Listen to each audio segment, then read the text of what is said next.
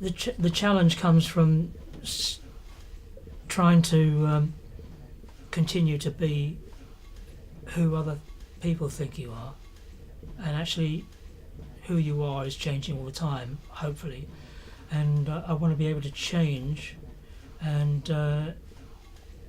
not please the audience with the same stuff that I've been doing over the years. You know, how many pictures can you have? So it's got to go round. I'm loath to part with stuff, but I'm very good at that. It needs to be somewhere else, so somebody else is enjoying it. A maker? I would say I'm a maker.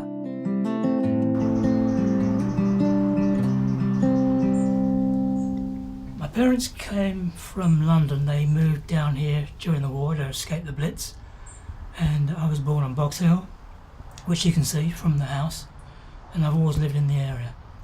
They bought this house which I rented off them and then inherited. I owe them everything, really. Yeah, probably almost my first memory is getting a Christmas package, and there was an orange in it, and this orange was quite magical.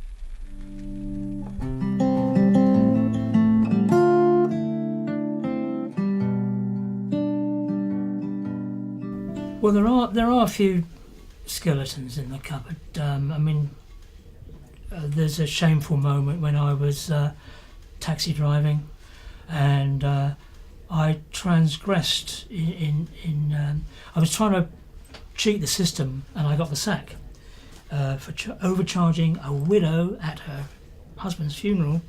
Mea culpa, and I lost my job. So justice was done there. I don't regret it, because that 24-year-old was somebody else. It's like I look back on him with some compassion, really. It's not this bloke sitting here now that did that.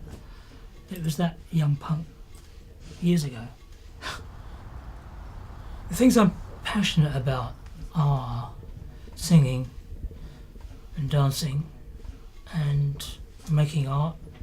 It never occurred to me to be an artist, and it was very late on, and it was all quite by accident. I just like not pretty, but pleasing, resolved, balanced pictures that have colours or brush marks, or they're not generally saying anything about the human condition.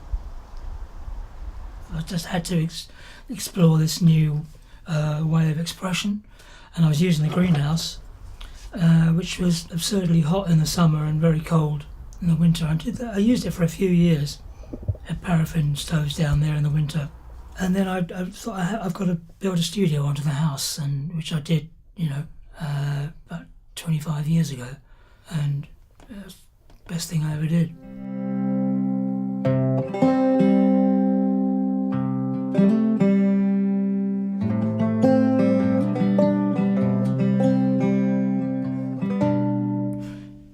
This piece is called Storm Over Mount Spencer. Mr. Spencer used to live next door. He's long gone, and he had a nursery down the road, and this was a seat cover, and I asked him if I could replace it with a bit of ply so I could use it and make a frame of it. That was okay. So I made the piece, and I sold it in a show at Hastings to my mother for £100.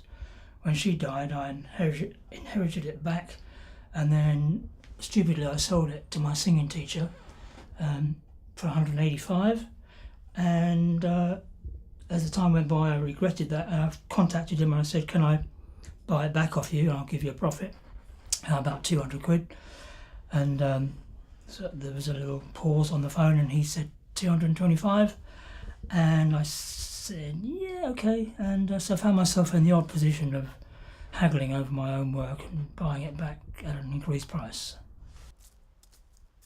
To do over in life, something different. Yeah, I would have had kids. Easy to say now, I wouldn't have had the pain of bringing them up. But yeah, that is a regret, yeah.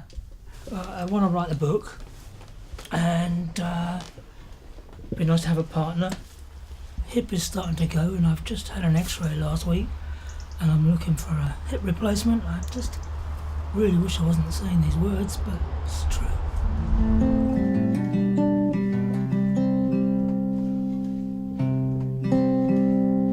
Yeah, right now I'm working on the found paintings, the drawing board paintings. I picked up these drawing boards from a painting course I was doing that are covered in other people's leftover marks, and I've got some little landscapes there which I'm making. I was just framing those yesterday. Some of them might have a price on them, some of them might be Christmas presents.